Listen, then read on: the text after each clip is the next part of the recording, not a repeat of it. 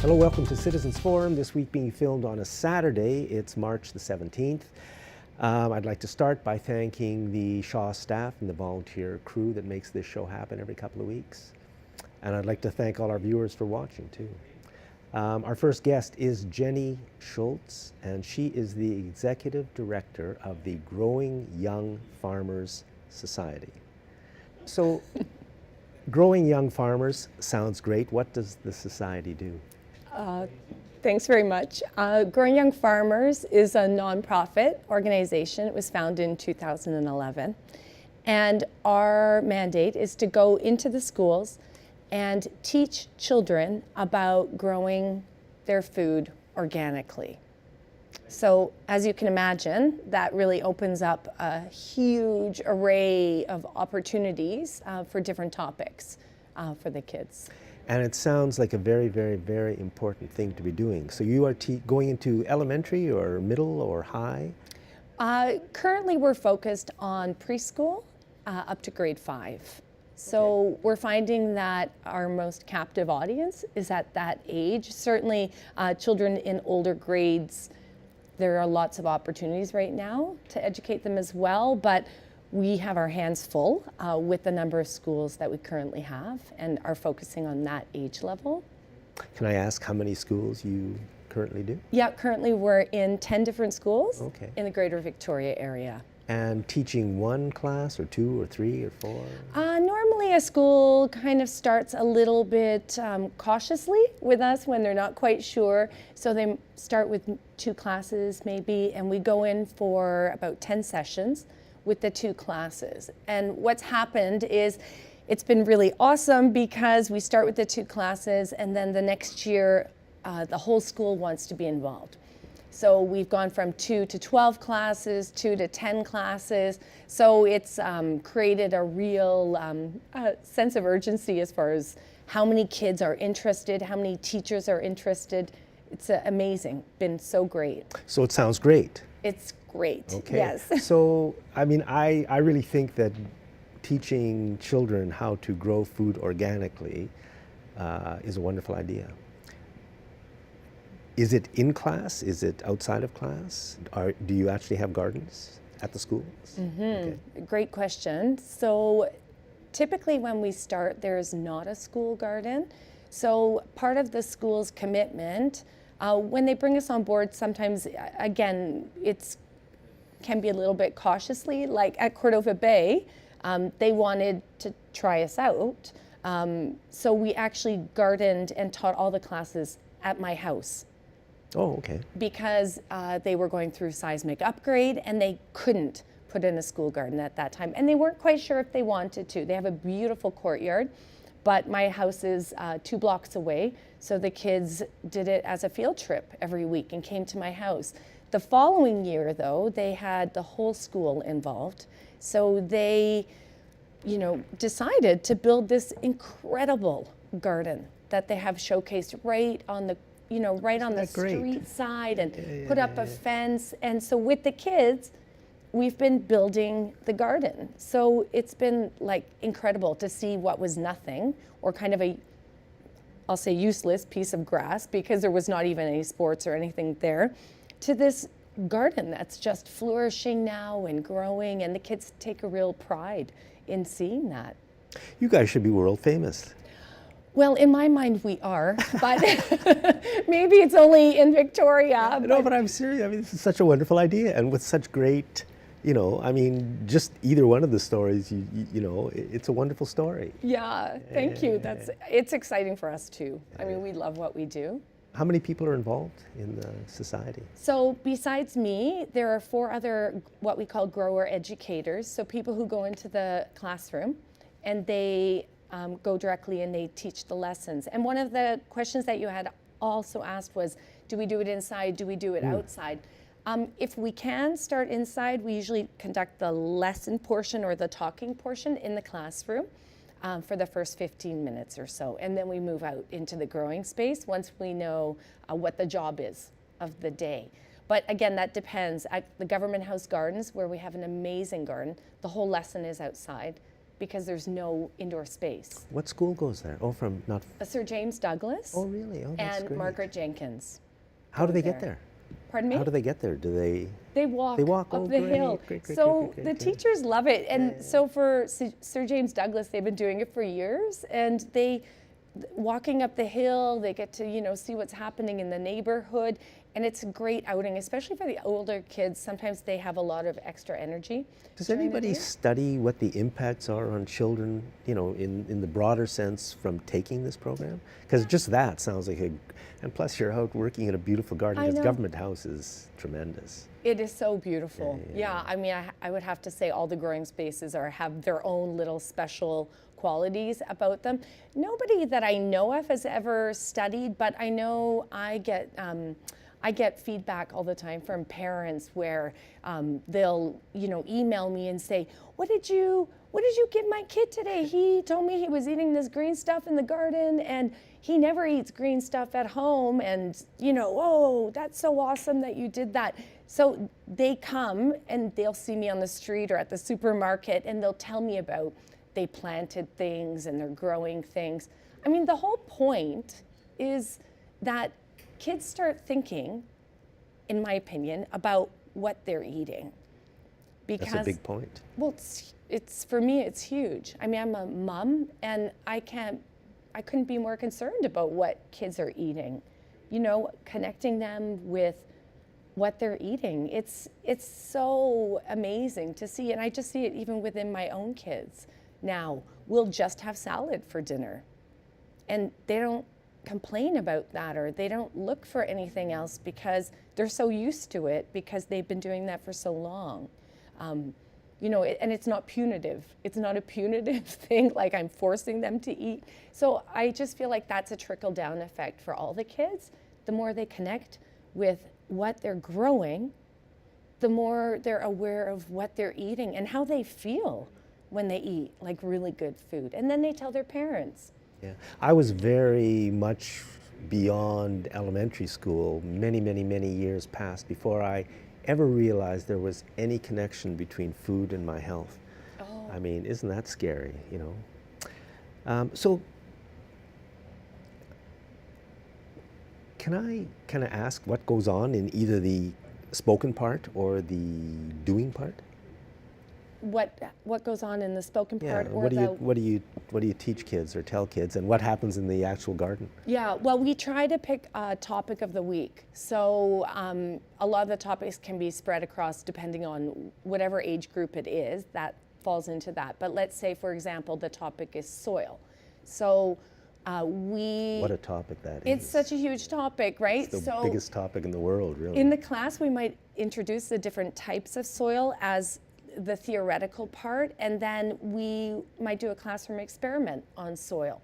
So we'll have 3 different types of soil, a very loamy soil, more of an organic type of soil, more of a clay soil, sandy soil.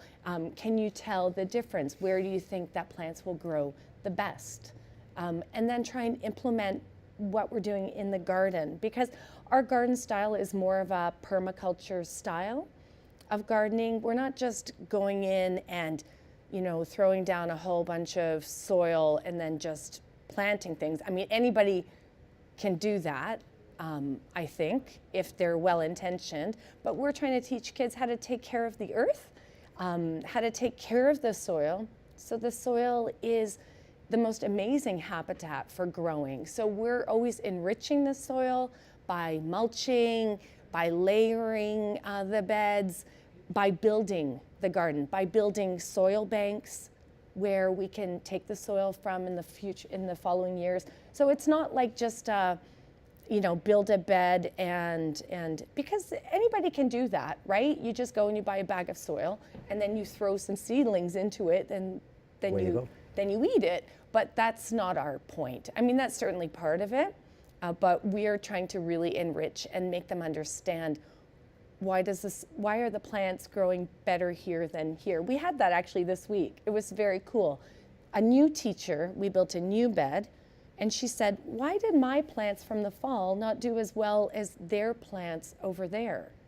And I said, what a great question. So we talked about that, and it was really cool because it was a new bed, and those were more established beds. And those beds we had mulched and added leaves and grass clippings for already one extra season. And those plants were so much bigger than in this new bed. So I threw that back to the kids and said, does this mean you don't know what you're doing? And they said, yeah, I think that's what it means. And I said, no, you're doing a great job. It's just the soil needs to be helped along the way. And they really got that. It was a really great teaching point for us. Yeah. Oh, I remember what I wanted to ask. When you said permaculture, I nodded, Right. but I actually have no idea what permaculture means. So maybe you can. Oh, awesome. So permaculture is the style or the philosophy where you're building gardens in a food forest type of garden. So what that means is I tell the kids, if you go to a forest, who cleans up the leaves? Who cleans up the falling branches? Well, nobody does, right? It just lives in its natural way and things grow, and they grow like so amazingly. So we're trying to mimic that in a permaculture style of garden where we're always building the soil and we're always letting things lie. So nothing leaves the garden. Nothing leaves the garden. Everything we take out of the beds goes back into the bed in like a chop and drop method. Heavy mulching, just like the leaves would do in a forest. So it's really nurturing the plants and the earth. So we're trying to leave it better than when we came, not just taking everything out, by growing vegetables and then leaving it So barren. it's kind of like you're trying to recreate a more natural thing, which is very, very important. It is. What are the challenges that you as a society face? Well, With 2 minutes left. Thank you for asking. The challenges that we face are typically funding.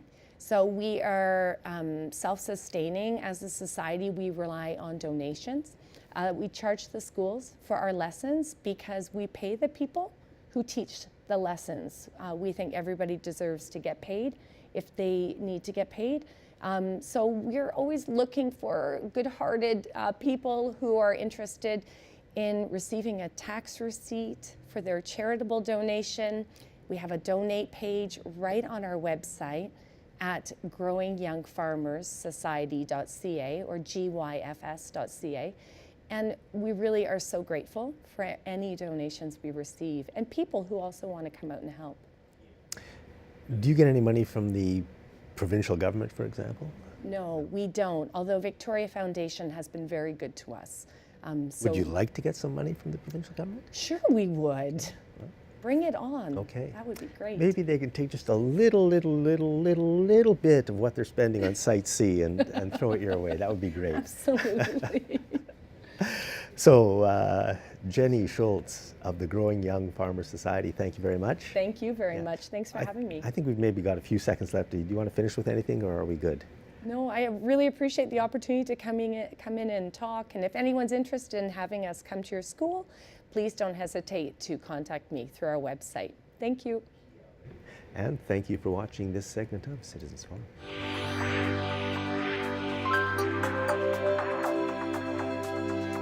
Welcome back to Citizens Forum.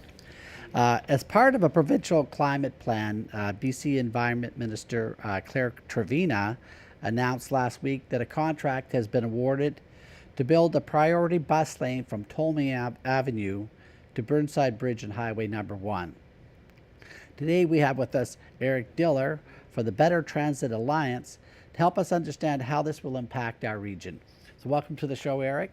Thank you very much. Now, how will these shoulder bus lanes benefit our region? So these shoulder bus lanes will benefit by speeding up the transit commute for people actually on the bus so they can whiz by people who are sitting in their cars. Yeah. And by doing that, they'll lower the greenhouse gas emissions of people transiting, Yeah. and they'll also lower the greenhouse gas emissions of the region overall by doing so. Now, and they've done this in Vancouver. I've seen yeah. when you go up towards the ferry, you Yep. see the shoulder bus lane, and people are whipping along there. Yep. No matter what the traffic conditions are, Yep. the shoulder bus lane has that priority. Yeah, that's the So beauty I of think it. that's think about all the people out in the West Shore commuting. It's really going to save a lot of time in their day. Yeah. Now, do you have any idea of how many cars that could take off of that commute if the shoulder bus lanes were really heavily used? Well, that depends on so many things. It depends on parking prices. It depends on where those people are actually going. Yeah. There's a number of factors at play that could really influence that. But Yeah. assuming that everyone that's going to be taking the bus is going kind of into the downtown area, Yeah. it could remove a significant number of cars off the road. And that could help with that bottleneck that we see in Absolutely, this traffic. because every person that's on the bus is not a person in a car clogging up the rest of traffic. So Yeah. the benefits to the rest of the community that are actually using that road are going to be significant.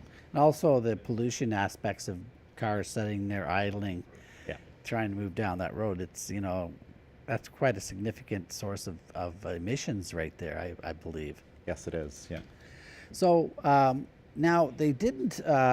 They have planned to build this section of the shoulder bus lanes, which is basically leaving around the Uptown Mall area, going out the highway to where's it at? It's the 6 Mile. Burnside Bridge Oh, yeah. right now, and from there on out to the Island Highway, they're still having to have that developed yet, or there's what are the plans for that rest of that route out to 6 Mile Pub?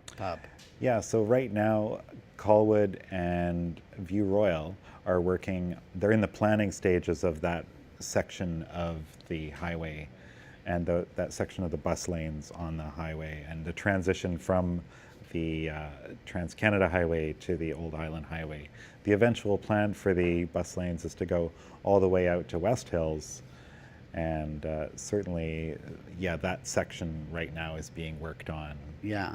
Yeah. So there's still probably likelihood that there's still going to be problems because we don't have that full section done on the highway, and we see the traffic backed up all the way back there and on Island Highway. So I think there's still going to be some problems until they get the rest of this finished. For the time being, yes, but until we find out what the results of that planning phase will be, Yeah. we don't have any dates or monetary values. Hopefully that getting this first leg built will influence for them to expedite getting the rest of it built. Yeah, this is what we're really hoping for. Yeah. Now, the idea is to use regular buses. Is there anything to be said for using electric buses along that route? Absolutely. We think that electric buses would be a real improvement. Yeah. First of all, they're quieter and they don't use as much, or they don't use any diesel fuel at all, Yeah. so they'd be a lot cleaner. And the price for electricity is a lot cheaper than that for diesel Now, fuel. is electric buses being used in other jurisdictions right now? As far as I know, yeah, they are. Yeah. Yeah. So I think it's enough of a good idea. Of course, regional transportation's been problematic here in decision making and things of that nature for quite a while.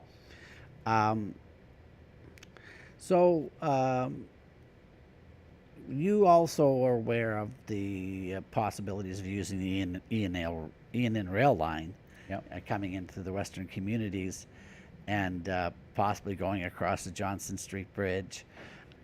Is that moving ahead at all, or do you think that these two different ideas for public transportation are in conflict with each other, let's say? No, I don't think they are in conflict. I think they would complement each other really well because the ENN corridor, of course, it goes all the way to Courtenay, and right now, or it could potentially support a lot of the commuters that are coming down from Up Island. Yeah. And then with if transit were to do it well, they could change onto buses going along the highway and possibly go up the peninsula as well. Yeah. Yeah, no, I think that it could be the two systems could really complement each other. Yeah, so I mean, what it boils down to is having an overall strategy for transportation in this region. Absolutely. And we've been experiencing sort of a situation where the municipalities don't really have the jurisdiction to comment on other municipalities. And we have a CRD that just doesn't seem to have the clout to develop a regional transportation strategy and say, okay, you guys have to abide by this. And also we have the provincial government, of course, who oversees all this. What would be, do you think, say, for instance, do you think the CRD should develop a regional transportation strategy? Well, they actually have, and in 2014 they released a really good study. If you read it, it's fantastic. But Yeah. unfortunately, they haven't been able to really implement it because of, I think, governance issues. But I can't really comment too much on that. But yeah, if you read the plan, it's a good plan. Yeah. Yeah, I know there's discussions about amalgamation, amalgamating the core municipalities. However, do you see problems if you say we went towards amalgamation? Would that help solve the regional transportation issues, or would it would we still be in trouble? I think that amalgamating certain parts of the CRD would help move things along, Yeah. because land use and transportation, they go hand in hand, and taking parts of that and putting it into a more regional based framework would really help that out. Yeah. Well, even the federal government is involved in some funding here, aren't they? Absolutely. Just to complicate matters. Yeah. Now, the federal government could contribute, say, to the McKinsey Exchange, and now there's a proposed exchange up at Keating Crossroads. So there you have again just another overlapping government with its own priorities and stuff like that. So I can see where matters do get quite complicated when it comes to funding and actually who's responsible for these different areas.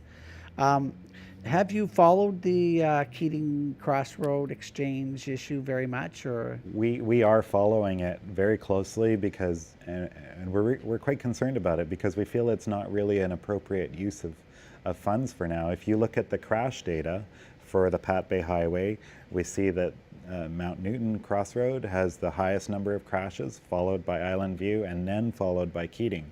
So we don't see Keating being a real high priority of where they should be using funding to fix that exchange. Now, what is the funding for the shoulder bus lanes? What's the dollar figure right now for what it's going to cost if it was, say, completed out to 6 Mile Pub? Any idea? I actually can't answer that. Yeah. Because the planning stages are still, like, for instance, the View Royal, that first section from the 6 Mile, in the 6 Mile area, that's still being, the planning stage is still underway. So. And what municipality is that? Is that Colwood or? That's, I believe that's View Royal. View Royal, that's right. View Royal, and then the section further west is in Colwood, yeah. See, View Royal should have lots of money now that they got that big casino out there, you see. You'd think so, yeah. Hey, and that would be for people can go out to their casino using shoulder lane buses. Mm-hmm. So I guess in the end here, we'd have to really look at, when you talking about public transportation, it has to be easy for the public to use this type of transportation, to take a bus. Yeah. So what are the things it has to go into a system in order to get ridership up, let's say? So in order to boost ridership, the buses have to be reliable, and by that they have to be on time, and they should also be frequent so that it encourages spontaneous use. If you really have to plan a lot in order to take a bus trip, it's not going to be spontaneous and you're not going to find people using it. And it has to be reasonable cost as well. Now, in comparison to other forms of transportation. yeah, like in my view, a bus, taking buses into town to go to work and things should be free. That should be a huge incentive for people just to get out of their cars. You don't have to own a car. You got a way to get to work. Now the problem here is, I think, say for instance out in View Royal, is that you'd have to drive there. A lot of people would have to drive there and park. Has that been considered as what people are going to have to do to actually get on the shoulder lane buses? So certainly, I think BC Transit could do some rerouting with some smaller buses serving those routes that are going along the highway. I'm not sure where they're at with that. Yeah. And I'm not sure whether they would have park and rides, which our group is not necessarily interested in encouraging them to do.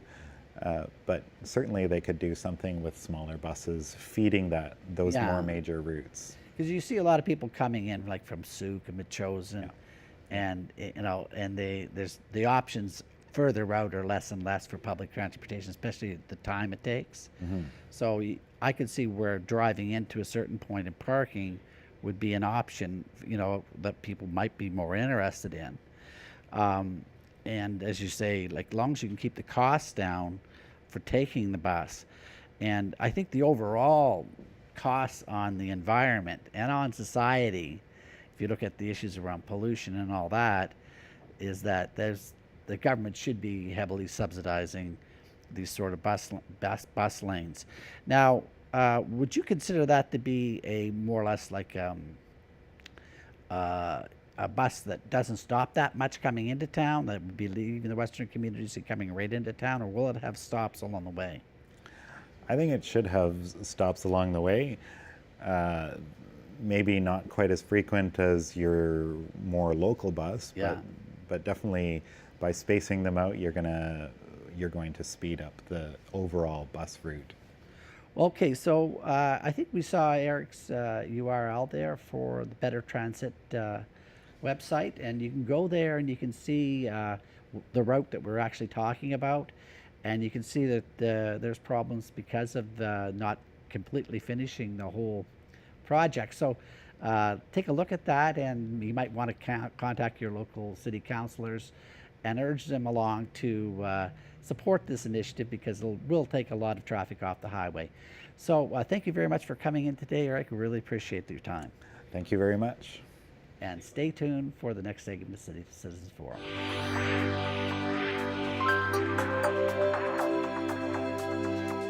Welcome back, and this has always been the segment between Jack and I. We call the Jack and Walt Show, in which we kind of go over some of the issues that have been we're seeing in the mainstream media, and supply to you our observations about what we think's going on.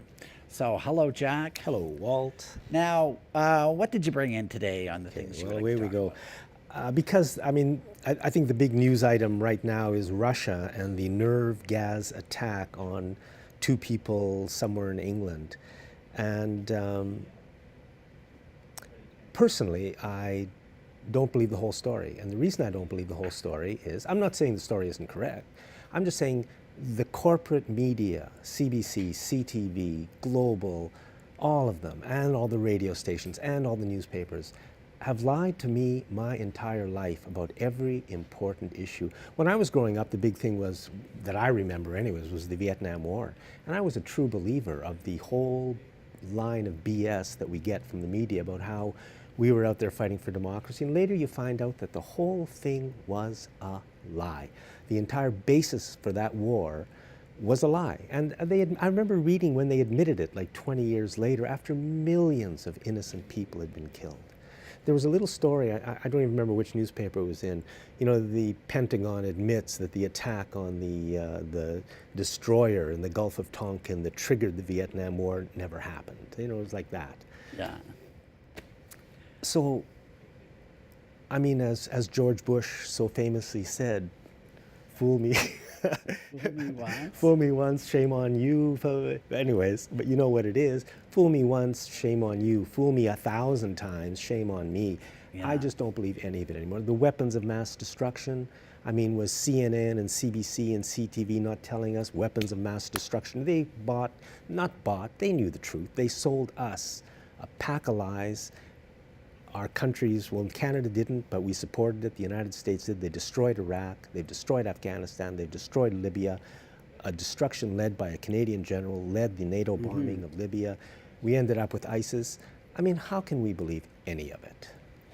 There's always a problem. I think you have to weigh the evidence out carefully. When you're thinking outside the box, perhaps, you say, well, what could be an agenda? What value would this be for the West, or say NATO and things of that nature? NATO was involved in a lot of these operations you're talking about.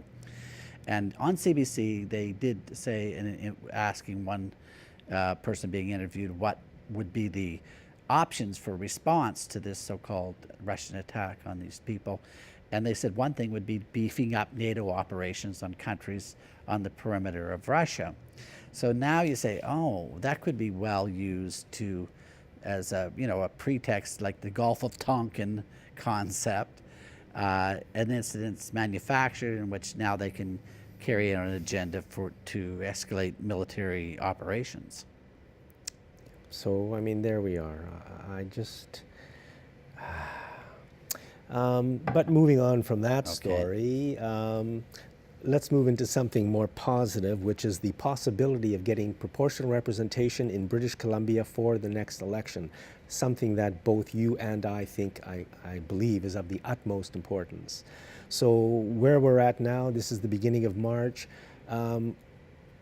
Reportedly, the ballot that will be used for us to vote on whether or not we want proportional representation, that ballot will be coming out in a month or so. The ballot is very important. The ballot is very important. I like the kind of ballot they used in Prince Edward Island about a year ago, I think. People voted in a referendum on proportional representation. There were 5 or 6 choices on the ballot, and you could vote 1, 2, 3, 4, 5, 6. And a form of proportional representation called mixed member proportional, which is a kind that I like, won. So they did vote in a referendum in PEI for this to happen, and I hope we do the same. Do you think the public's educated enough? No, the public has been badly let down by everybody. Yeah. I mean, the media could easily educate and inform people. We should be having meetings for the last 5 years, sponsored by the Liberal government. I mean, it's an important issue. To me, it should be taught in schools. Electoral systems should be understood. It should be part of a class at high school level and universities, particularly now that, Andrew Weaver's advocating for moving the voting age down to 16, which to me is a very good idea too, because now you can get people engaged at a younger age and see that they have something at stake here. So, for the mixed member proportional representation, do you see a problem with how political parties might be choosing their candidates? Do you think that? Yeah, well, there's a whole, but I'll say this. If we get a mixed member proportional system in British Columbia, which is the kind I like, when you go to vote, whereas now when you go to vote, you go like this, and you're out of there. Yeah. With a mixed member proportional system, you'll go like this, and then you'll be out of there. Yeah. So that's how simple it is. But it gives you your own directly elected MLA or MP, just as we have now, although the areas will be bigger. Yeah. And it gives you a system that is tremendously proportional. In other words, 15% of the vote, you get 15% of the seats. So it gives you what I think is the best of both. A lot of people want to have their own elected person. I think that's great. And it's completely proportional. It's very simple to understand. I mean, the voting is very, very simple. Yeah. And, I hope that a major push will be put on by the media and the government and everybody else to just basically, put information out there, or give people a 1-800 number where they can phone, make some YouTube videos, show how simple it is, and then people can figure it all out. Where you see it happening in legislatures and parliaments, it isn't quite as raucous environment as you see here with this basically adversarial sort of politics where you have governments that want to have majorities so they can dictate for 4 years. The other party that's in opposition accepts that because they want to be dictators sometime too. And in the middle of that is us citizens just trying to have good policy and good things implemented. And what I think is that basically we can't get much worse than what we have right now, other than just a straight ahead dictatorship. I mean, we don't want that, but the way the system is operating right now, it's disenfranchised so many people. Voter participation rates are very, very low. A good amount of people don't vote. And I don't think it's out of laziness. I think it's because they just pretty well had enough of it. Yeah. Proportional representation will be a big step, I think, towards democracy. It'll give citizens a bigger voice in what's going on in the country, and I think that's tremendously important. Yeah.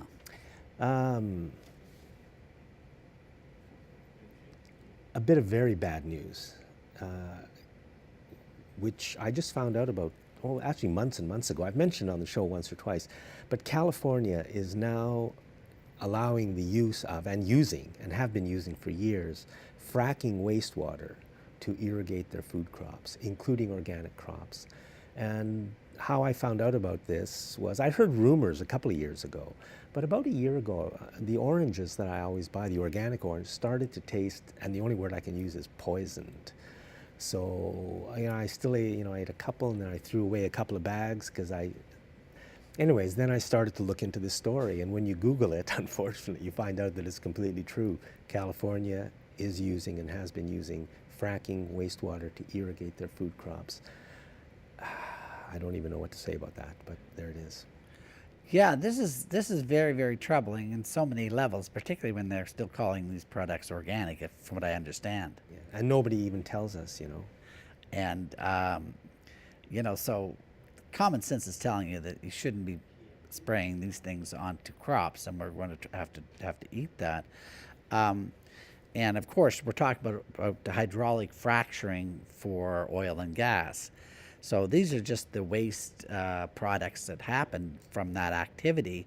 I think they're looking for some place to put this stuff. That's exactly right. And it's ending up on top of our food, which is very, very troubling. Which is why fracking should be stopped everywhere. So now, I just heard yesterday, I think, which was Friday, March where are we now? The 17th, around the 16th of March? St. Patrick's Day today. Yeah. So the NDP has decided to do a study on fracking here in British Columbia. I honestly don't know why they need to do a study. They don't need to do a study. I mean, they've been in opposition for 15 years. They had enough time to do a study. And you don't have to do a study. I mean, fracking is one of the most poisonous things we can possibly do. Yeah. I mean, why would we want to have an industry that is based at its most fundamental level on poisoning the water and the land and the air and the people and everything that grows and lives? And yet, the current government, like the past government, seems to support it fully. And now they're going to do the fracking study, and it'll be finished by the end of the year. So here we are at the beginning of March, so that gives them 10 months when they don't have to talk about we're doing a study. Yeah. Well, it's interesting because a lot of people think that the natural gas is a good way to go, and it's supposed to be cleaner burning and things of that nature, but they do not connect it to the actual hydraulic fracturing. And a lot of people within the NDP have these two contradictory positions. Sooner or later, it's all going to come home to roost for them.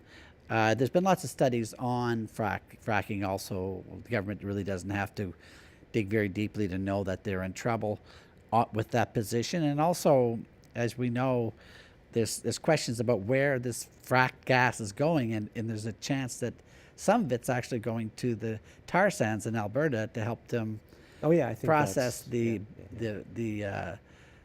sludge that they want to pump back at us in the Kinder Morgan pipeline. And you were at the big march just this past week in Burnaby. Yeah. So, well, it was very impressive. There was quite a large crowd there. I would say it was between 7,000 and 10,000 people. Now, the numbers have been, but you Yeah. used to be a semi-professional counter because you used to run the Peace Walk here or Yeah. be involved in it. And you actually did counting. So, Yeah. I mean, at least you're in the ballpark when you say Well, 7 you to just look at 10,000. the length of a street, the width of a street, how many people stand per square meter. You can get a pretty good So estimate. 7 to 10,000, great. And, it was hard to see the whole crowd, so it could have been up to 10,000 people.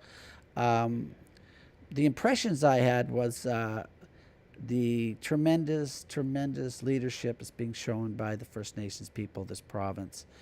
And they showed up from all over this province, up in northern Vancouver Island, Haida Gwaii, all in the northeast of BC. People showed up and spoke very eloquently and brought a sort of a human thing to this whole issue about how we are just stewards of this land and all the concepts that fundamentally are the foundations of the belief systems of the First Nations people are the things we all need. We can't forget this. So that was, for me, the big impression I got from there is that if we get a chance to save ourselves, the First Nations people are going to lead this battle. And we have to, in every way possible, support them in every way we can. And all the issues around land claims and all these other issues are all tied up in this. So we have to solve a lot of things in our society, and as well as the way we make huge decisions like this. And we should point out that those of us who oppose the pipeline actually stand with the unions because the unions oppose the pipeline. The Alberta Federation of Labor opposes the Kinder Morgan pipeline because they say it's bad for jobs in Canada. So if the Alberta Federation of Labor opposes the pipeline, then what is this whole fight between BC and Alberta about?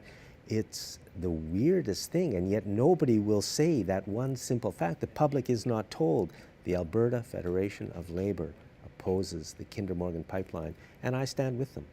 Exactly. And it doesn't make sense on so many levels. And coming from a construction industry, of course, I have a bias. I think lots of development is great, but not in this case. This is not going to be something that's going to be of any net benefit for anyone, other than a few people involved in the oil industry. So could we wrap that up at that point, John? I think we'd better. Okay, so stay tuned for the next segment.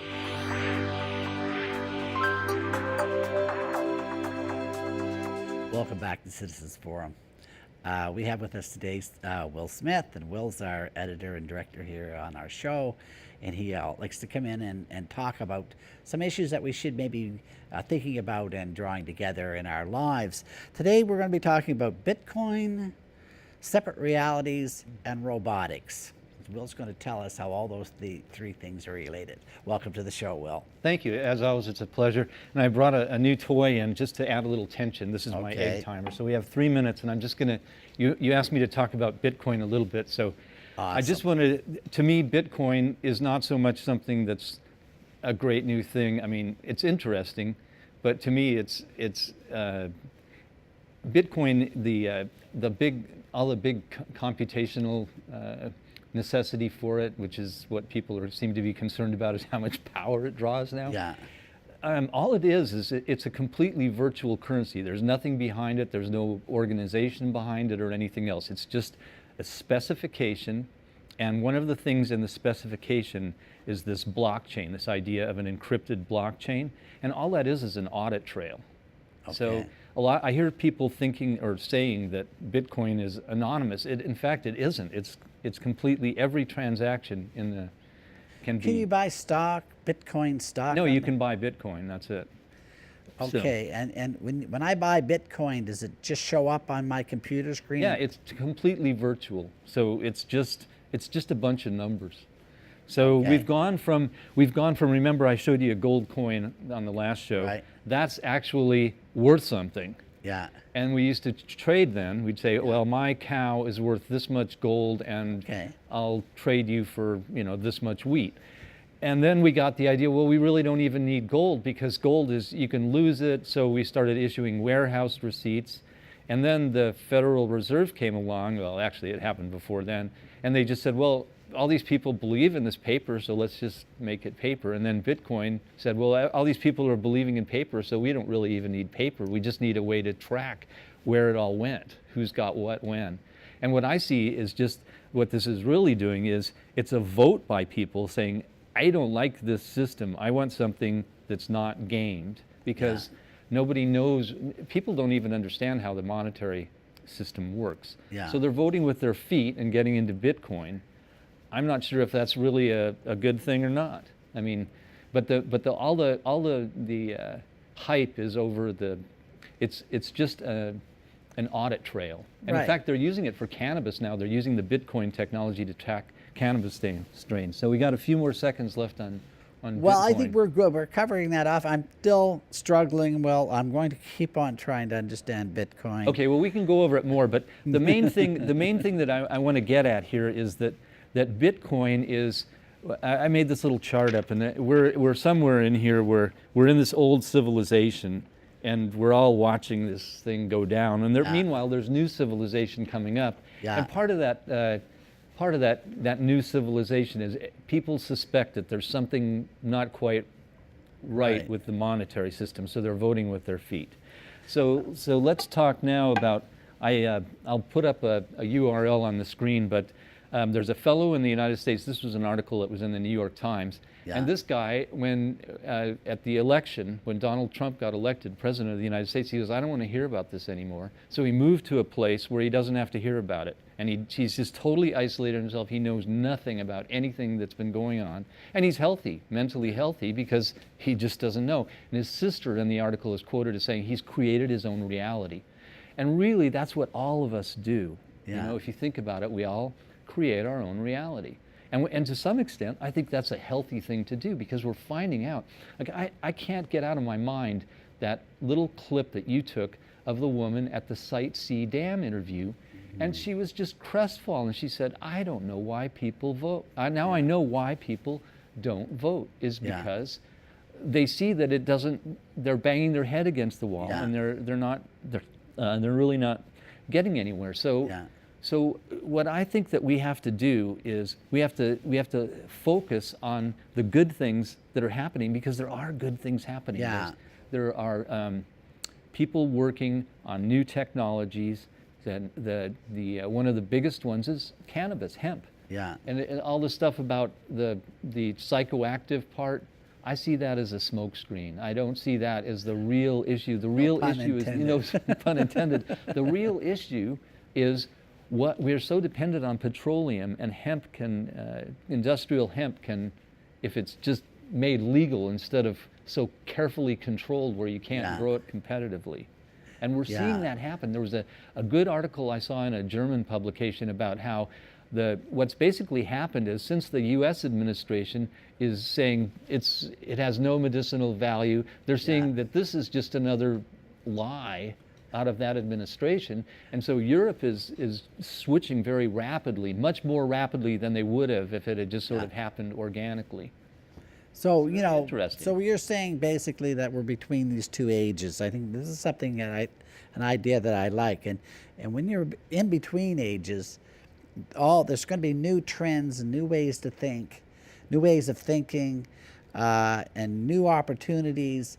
And we basically just have to open ourselves up to this. Exactly, we have to open ourselves up to it. Yeah, my wife and I and one of my grandsons went to the robotics competition, but they don't call it a competition, they call it a cooperation. So the kids are actively encouraged to help each other, even if they're not on the same team. So if some other team needs something, then it's not a cutthroat type of thing. And I think that we're seeing this trend. Remember, I brought up in another show about this hedge fund manager was saying it's not just making money isn't good enough. You have to have some kind of social responsibility built into your corporate agenda. So you have to have some other, let's say, higher level goal than just the activity. Right, Even exactly. as you say, with these kids with these robots, they're there competing, but on the other hand, they're helping each other out. Right. And I think in the end, you could say they're trying to elevate that level of activity into something else, into actually bringing everybody up to a better level of understanding. Exactly, right. We're all humans, we're all in this together. So I'm going to sort of switch the subject there to, one of the biggest things that we're going from our view of the world as a flat world to a round globe, in the sense that before we thought we had unlimited resources, and so competition worked, survival of the fittest. Whoever, if you kill off what's wrong. Yeah. But now we're finding out that with limited resources, I don't know, maybe you saw the movie It's a Beautiful Mind about the mathematician named Nash. And there's a thing called a Nash equilibrium, where it's not, you negotiate what's the best outcome. You don't just say, I want all of it. It's not a winner take all. It's not a first past the post system. It's a completely fair system. So we're seeing that that's how we have to think now. And there are a number of things that are going there. Open source is one where it's not based on competition. I've talked about that on the show before. There are all sorts of things like that we're seeing that refocuses away from our old model. And the thing that's happening, though, is that the people who are involved in our systems, the politicians and the leaders, they don't believe in the system anymore. I mean, we've seen that with the RCMP. How can they believe in what they're doing? I mean, it's impossible. That can't be justice. So we're seeing that all the people who are involved in the system are saying, well, this democracy would only work if only these people over here would do something different. So we're going to cheat a little bit and make them do, that's really what's going on, isn't it? Nobody really believes in the system anymore. Yeah. So my contention is we have to look very carefully at discrete things that are different from where we've been.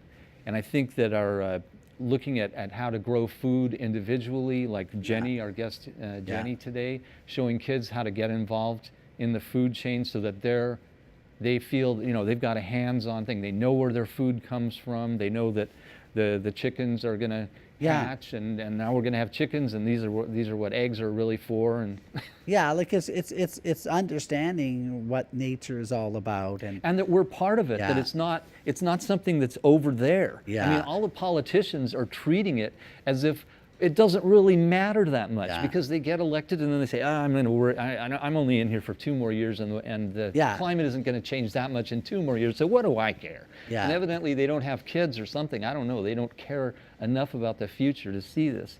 So, I think there's a lot of bureaucratic drift.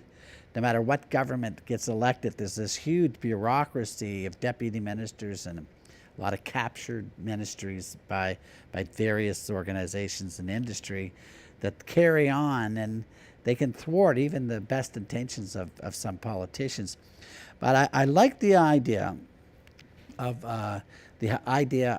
taking a holiday from the corporate media, let's say. I accidentally did that one time when I went on a big trip, and I just basically read no media, did not engage for several months. And I remember when I was living in Calgary at the time, there was a big headline about some big issue. And I went away for 7 months, came back and looked at the paper, and that day's paper, 7 months later, had almost exactly the same headline. Nothing happened. Nothing was resolved. And I imagine that you could look at that over decades and realize that we're just playing some kind of a game. And they're just always trailing little treats for us to keep going. Right. And nobody's really asking the fundamental questions about what is going on here.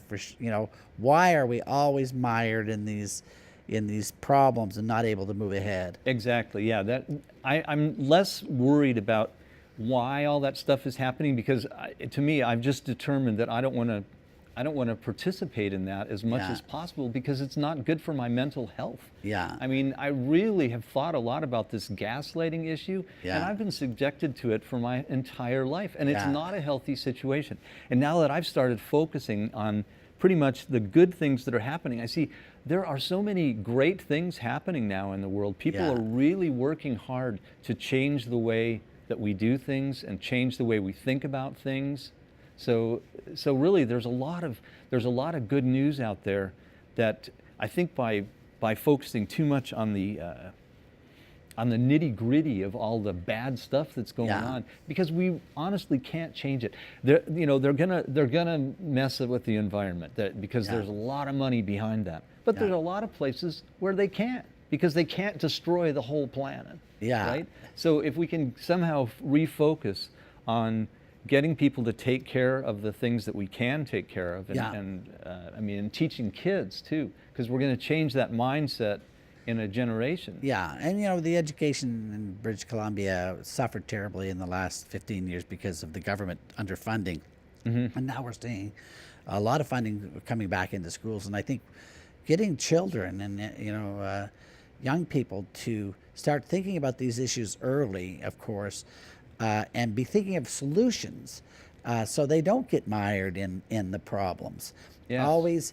And if we can create examples of things that really do work, other jurisdictions can use those examples. So there's lots to be said about just carrying out good stuff and not getting too mired in the bad news. Unfortunately, we deliver a lot of bad news on this No, show. we've got to be aware of it. But my point is that if we look over there, that's where we're going. Yeah.